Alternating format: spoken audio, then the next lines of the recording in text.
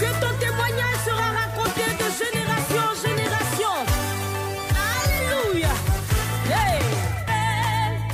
Toi le Père des opprimés, Dieu tout-puissant, tu as changé ma vie. C'est pourquoi je chante miracle, miracle est mon nom. Même si Satan ne veut pas, ça c'est mon nom. Mon nom est miracle, miracle est mon nom. Même si Satan ne veut pas, ça c'est mon nom. Miracle est mon nom. Miracle, miracle est mon nom. Même si Satan ne veut pas, ça c'est mon nom. Miracle, miracle est mon nom. Même si Satan ne veut pas, ça c'est mon nom. Mon témoignage sera raconté de génération en génération. Mon témoignage sera raconté. Bonjour ma bien-aimée sœur Grâce. Bonjour, bonjour. Je viens vers toi par ce voice pour donner mon témoignage de ce que j'ai vécu dans ces derniers temps. Alors, bien avant le programme du jeûne du mois de décembre, j'avais déjà signalé que j'arrêtais avec la chimiothérapie. Bon, ceux qui ont écouté déjà la première partie de mon témoignage, ils peuvent être un peu au courant qu'on m'avait diagnostiqué un cancer, une tumeur dans le bas-ventre. Donc, du coup, on m'avait aussi fait le programme de la chimiothérapie que j'avais accepté de façon précipitée, mais la chimiothérapie était en train de détruire vraiment ma vie et sans compter tout ce qui va avec, les oublis, tout et tout. Mon système immunitaire commençait à déjà être atteint. Et dans le programme, pendant que le programme avait été annoncé, le programme du mois de décembre avait été annoncé, j'ai décidé ensemble avec mon chef de ne plus suivre la chimiothérapie. Et du coup, j'avais appelé, quelques jours après, j'ai appelé le médecin qui m'avait établi le programme de la chimio et je lui ai dit que je ne veux plus continuer la chimio. Elle m'avait demandé la raison pour laquelle je ne voulais plus continuer la chimio. J'ai expliqué la première raison parce que la chimio détruit les cellules saines et ouvre la porte à toutes les maladies. Voilà, toutes les maladies hivernales pour entrer dans la voie respiratoire. Donc ça, déjà, à cause de ça, je veux arrêter la chimiothérapie. De deux, je suis la servante du Seigneur et je dois me consacrer au jeûne et à la prière. Donc, je n'ai pas le temps de me faire piquer la chimio et prendre le médicament le lendemain. Je ne veux pas suivre ce programme. Elle m'a dit qu'elle a essayé de me convaincre. Je lui ai dit non, ma décision elle est prise, je ne vais pas continuer. Elle m'a dit que la maladie va revenir, tout et tout, et qu'il n'y a rien, ça ne peut pas partir sans chimio. Et moi, je lui ai rétorqué que le Seigneur Jésus-Christ guérit et que je vais mettre ma foi dans le Seigneur Jésus-Christ. Elle m'a dit, et si tu ne guéris pas? J'ai dit, mais si je ne guéris pas, si je meurs, ce n'est pas votre problème. Que je vive ou que je meure, je vis pour Jésus et je meurs pour Jésus. Donc, ce n'est pas un problème. Ce n'est pas un problème. Si le Seigneur Jésus ne me guérit pas, je l'assume. Mais je ne reprendrai pas la chimio. Après ça, elle m'avait laissé et elle avait transmis mon dossier. Elle avait aussi appelé le médecin qui m'avait fait l'opération avant de commencer la chimiothérapie. Et ce médecin aussi a essayé de me convaincre et j'ai dit non, je suis restée sur ma décision. Elle m'a quand même convaincu qu'il fallait que je fasse les prises de sang pour qu'on puisse suivre, pour voir si la maladie était déjà partie, vraiment, si c'était effectivement parti. Et j'avais donné ma parole que j'allais faire les prises de sang pour eux, en tout cas pour eux, pas pour moi. J'ai dit que pour vous, parce que vous ne croyez pas qu'il y a le Seigneur Jésus qui guérit, vous n'avez pas la foi et vous croyez seulement en ce que on vous a appris et vous ne croyez pas dans le surnaturel. Donc c'est pour vous que je vais faire les prises de sang. Et après cela, il s'est passé un temps et une fois, elle m'a appelé encore et elle m'a dit que j'avais... Oui, elle m'avait appelé et après notre entretien, elle m'a dit d'aller faire une prise de sang et je suis allée faire une prise de sang. Et après ça, elle m'a donné le résultat de la prise de sang que j'ai fait. Elle m'a dit que mon HCG, pour ceux qui ne comprennent pas, c'est-à-dire que le HCG, ce sont des hormones de grossesse. Le HCG, c'est des hormones que quand une femme est enceinte, elle produit cela dans son sang. Les mêmes hormones, on les retrouve chez les gens qui ont le cancer en fait. Donc du coup, n'étant pas enceinte et ayant le cancer, mon HCG, mon taux de HCG devrait augmenter jusqu'à... Alors, normalement, le but de la chimiothérapie, c'était de réduire le taux de HCG jusqu'à 0,5, ce qui est normal. Mais si ce n'est pas réduit, c'est-à-dire le contraire, c'est que le HCG va augmenter dans mon sang, va aller à plus de 5000 et par conséquent, ça va créer encore d'autres maladies. La tumeur, en fait, va se propager dans mon corps et ça va toucher les autres organes de mon corps. Et sans oublier qu'il y avait déjà un kyste qui avait été déjà détecté dans, je ne sais pas si c'est le côté droit ou le côté gauche, mais bon, c'était un kyste qui était aussi là. Donc, elle m'a donné le résultat de mon test de sang, c'était à 750 HCG. Et elle m'a dit aussi que quand j'avais arrêté la chimiothérapie, avant le mois de décembre, mon HCG était en baisse jusqu'à 250. Mais après le mois de décembre, quand j'ai fait la prise de sang, ça a augmenté jusqu'à 750. Mais le kyste n'a pas augmenté de taille.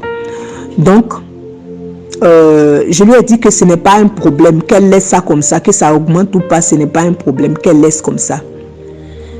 Et après un temps, au mois de janvier ici, vers la fin du mois de janvier, elle m'a encore téléphoné si je pouvais aller faire une prise de sang, que j'ai accepté volontiers d'aller le faire et je suis allée faire la prise de sang. Lorsque j'ai fait la prise de sang, il y a au moins 3 semaines de cela, elle m'a appelé et elle m'a dit que mon HCG était à 62 000. Donc, on a dépassé les 5 000 et on était à 62 000. Et que si je voulais réfléchir pour reprendre la chimio, j'ai dit, même si c'est à 100 000, je ne vais pas réfléchir.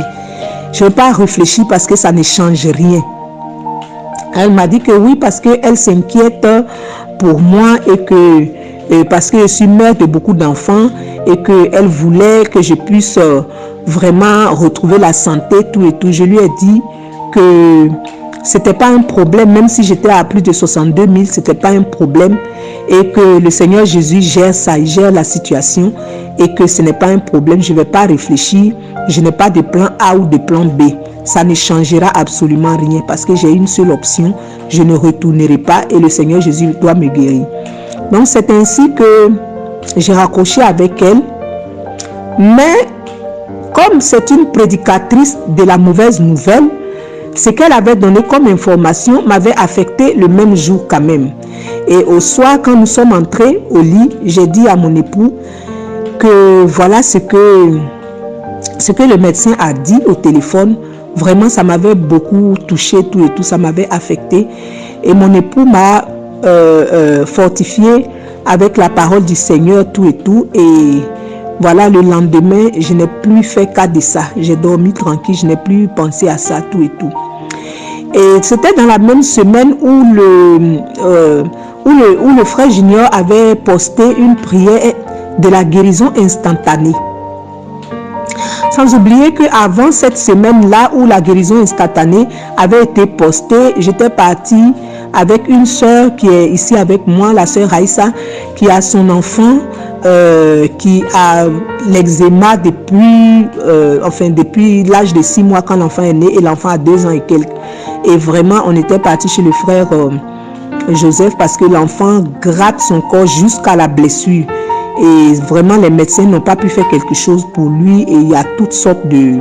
Voilà, on a essayé, elle a essayé toutes sortes de médicaments, tout et tout, mais ça ne prenait pas. Donc, quand on devait partir chez le frère Joseph à Namur, je lui ai dit, on part là-bas pour prier. Et elle a accepté. On est parti avec l'enfant. On a prié tout et tout.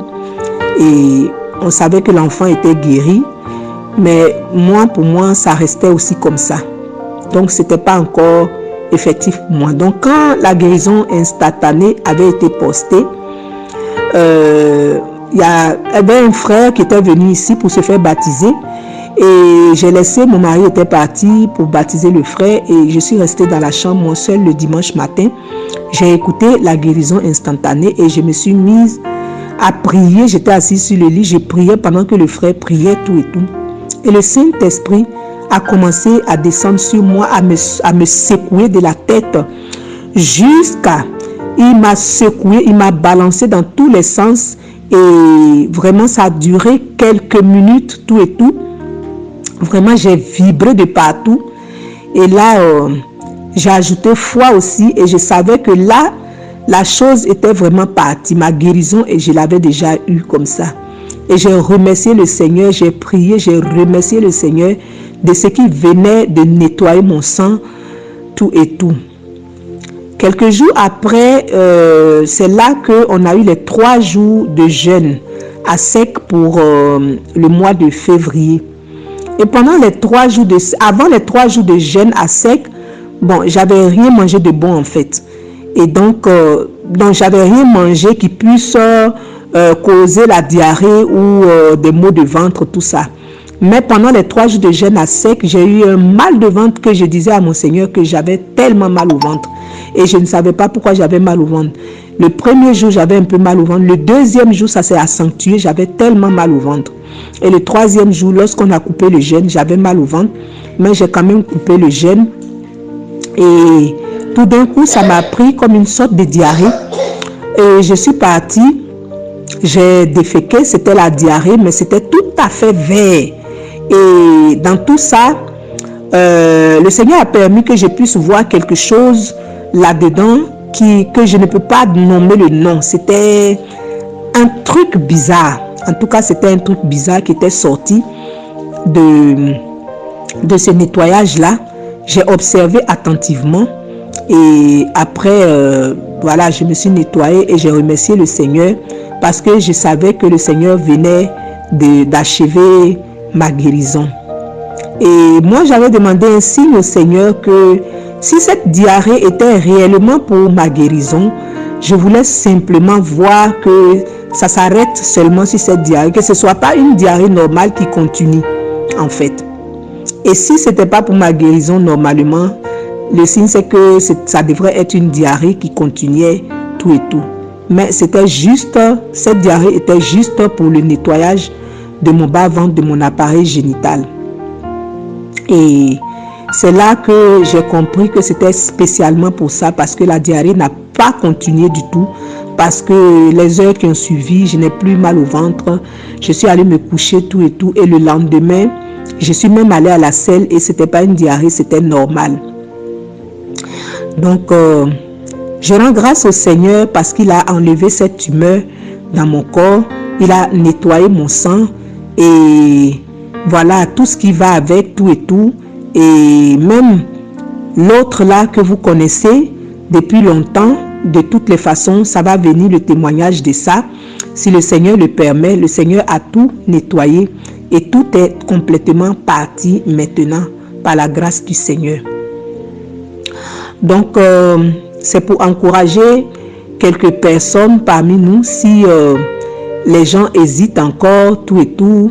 Parce que moi aussi, lorsque ça a été nettoyé, tout et tout, lorsque c'est parti, il est vrai que j'ai eu des pensées bizarres pour savoir est-ce que c'est vraiment parti, tout et tout. Et c'est l'ennemi qui m'attaquait comme ça pour voir, pour tester, pour voir si j'avais foi dans le Seigneur Jésus, tout et tout. Et vraiment, cette fois-ci, je sais. Le deuxième signe qui fait que je sais que j'ai retrouvé la santé vraiment, c'est que quand la dame m'avait annoncé, le docteur m'avait annoncé que j'étais à plus de 62 000 dans cette période-là, j'étais beaucoup essoufflée parce que quand une femme est enceinte, elle est beaucoup essoufflée à cause des hormones de la grossesse qui sont les mêmes hormones qu'un cancéreux a, donc le HCG qui augmente en taux très fort. Donc j'étais essoufflée à chaque fois que je bougeais, que je faisais l'escalier, que je faisais un peu d'effort, tout et tout. Je commençais déjà à me fatiguer, je ressentais déjà les essoufflements, tout et tout. Mais lorsque, après la guérison instantanée et que j'ai retrouvé ma guérison et après les 3 jours de jeûne que mon bas-ventre avait été nettoyé, petit à petit, donc ce n'est pas de façon spontanée, petit à petit, mon souffle qui était essoufflé chaque fois que j'étais fatiguée, tout et tout, moi qui ne pouvais pas me tenir debout pendant longtemps à cause de le taux d'hormones de HCG qui commençait à m'épuiser déjà. Voilà que maintenant je peux me tenir debout pendant longtemps, je peux marcher, je peux faire des efforts.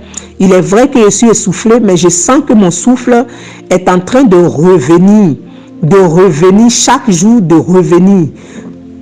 Donc, je suis moins essoufflée. Chaque jour, je suis de moins en moins essoufflée et j'ai plus la force de me tenir debout maintenant. Donc, je constate que c'est en train de changer de camp parce que le contraire était que ça devrait être aller de pire, de mal en pire en fait. Mais là maintenant, ça va de mieux en mieux chaque jour. Ça va de mieux en mieux chaque jour. C'est pourquoi je glorifie le nom du Seigneur pour cette guérison instantanée qu'il a donné à son serviteur, mon frère, de lancer ça pour nous, pour que nous puissions la saisir et saisir notre guérison, quel que soit le niveau, quel que soit la taille de la maladie, quelle que soit la starmania de la maladie, quelles que soient les années de la maladie, quelle que soit la ténacité de la maladie et de l'esprit qui l'a conduit. Le Seigneur nous a fait grâce, il nous a donné le pouvoir et il nous délivre par le Saint-Esprit via son serviteur, l'homme qu'il a choisi pour nous conduire. Que le nom du Seigneur soit glorifié, soit élevé, maintenant et à toujours au siècle des siècles. Amen.